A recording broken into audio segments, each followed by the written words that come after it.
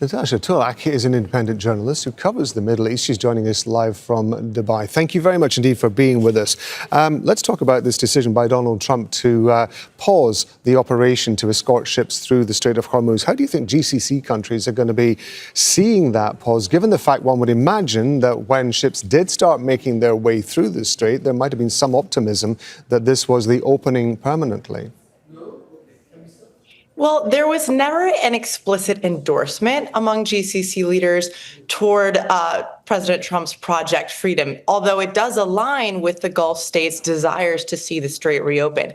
I think there was some fear that yet another layer of militarization here could provide a tripwire for yet more escalation, which is essentially what we saw, because the day, Monday, that Trump announced this initiative, we saw renewed skirmishes in the Strait of Hormuz, which then were followed within a few hours by renewed Iranian strikes on the UAE. However, giving up, or well, let's say pausing the initiative within about a day suggests that Trump may not have the stomach to continue this. And I think there is fear among Gulf capitals that the mindset in Tehran is that, oh, this escalation may be paying off because President Trump is so keen to extricate himself from the conflict that he may just sort of dismiss some of these strikes. I mean, his response to the Iranian strikes on the UAE were quite lackluster. He described them as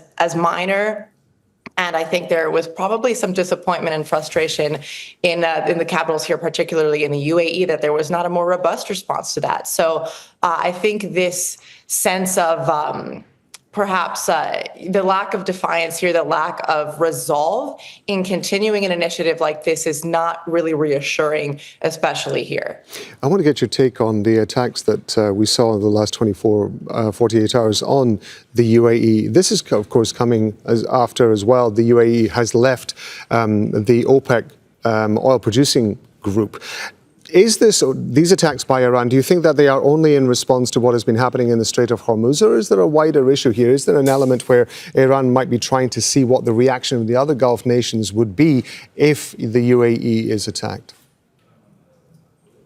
It's definitely plausible that Iran is pressing on some of these fault lines to see where it can cause wider cracks. As you mentioned, the UAE leaving OPEC, the timing of that quite striking, announcing that departure on the day that GCC states were meant to meet in Riyadh and project an image of unity. Actually, Anwar Gargash, a senior UAE official, the senior diplomatic advisor to the president, recently described the GCC's collective position as, quote, the weakest in history. There's been a lot of frustration expressed from Abu Dhabi toward its Gulf Arab neighbors at what it believes is a lack of support, given that the UAE has received the highest volume of Iranian attacks over the course of this war.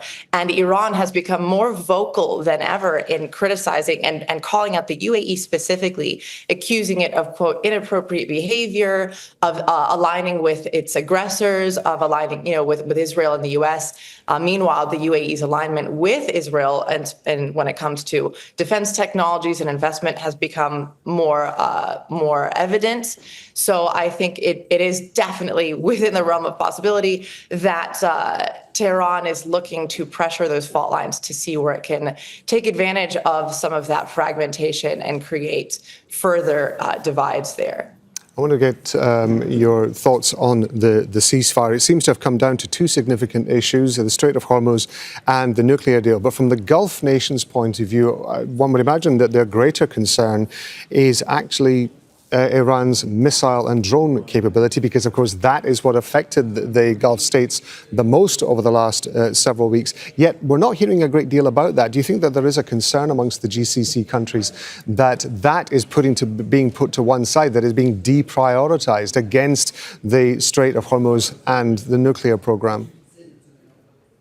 There may be. Now, I do want to stress that the Strait of Hormuz is a key concern for the GCC states. It's crucial for their economies, and they do not want to see a world in which Iran is the gatekeeper of that vital waterway. They also don't want to see a world where there's permanent U.S. militarization there. But to your point about the missiles and drones, absolutely. This is, these countries here in the Arab Gulf are on the front lines of anytime there's an escalation, as we've seen, the blowback immediately hits the Gulf Arab states, and it also primarily hits the UAE. So the lesser emphasis on this issue compared to the other two, I imagine would certainly be a point of concern. There's also, I think, a complete destruction of any trust that may have existed before. As long as the current Iranian regime stays in power, I don't think that trust ever will come back. So either there has to be some sort of ironclad security guarantee for the Gulf states, some form of really effective deterrence, or something that indeed completely ends the missile and drone program of Iran. But I don't see that as realistic. Natasha Turak, an independent journalist covering the Middle East. We appreciate you being with us. Thank you very much indeed.